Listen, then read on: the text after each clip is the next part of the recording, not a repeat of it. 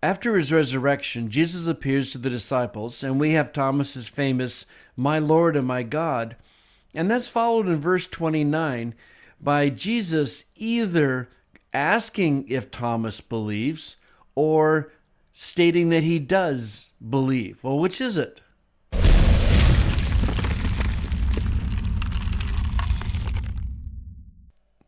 In verse 29, it says, Jesus says to him, meaning Thomas, that, and then the order is a little different from what we'd expect, at least in English.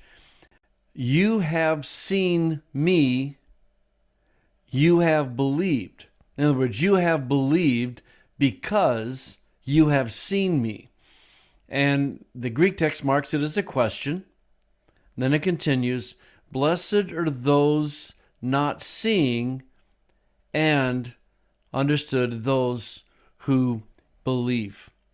So the question is this statement up here a question or is it an affirmation? Is it an indicative? Well, you can see from the parsing, it's a second person singular, perfect active indicative, and there is no distinction at all grammatically as to whether this is a question or a statement. In these situations, it's totally an issue of context. After Thomas has seen and believed, would he say, you have believed because you have seen me? Or would he ask a question, do you believe because you have seen me?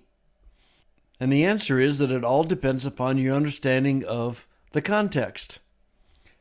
If you go over here to other translations, you'll see that there's difference of opinion. The NIV thinks it's a statement, because you have seen me, you have believed. And then in distinction to Thomas, blessed are those who have not seen and yet have believed. NASB, question. ESV, question. NRSV, question. CSB, statement. Net Bible, question. NLT, statement. King James, statement. Now, this is one of those situations when you see this kind of disparity among translations and multiple translations taking different positions, you have to have a little humility and say you can't know for sure. You have all of these really good translators knowing the exegesis, and it's a little more that people think it's a question than a statement. But it is somewhat evenly divided, and so you can't say it has to be one or the other. Because again, the grammar doesn't say, it's totally an issue of context. For me, I would think that it's a statement, as you can see in my translation, because Thomas has just stated that he believes, and it's not really clear why Jesus would say back to Thomas, and notice it's singular, you singular, so it's not all the disciples, it's just Thomas. It'd be kind of strange for him to make an affirmation of faith and have Jesus ask, do you believe? Well, obviously Thomas does.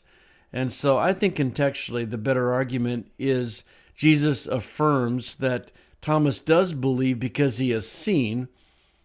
And then in contrast, though, the real blessing is on those who believe even though they have not seen. But it's an issue of context.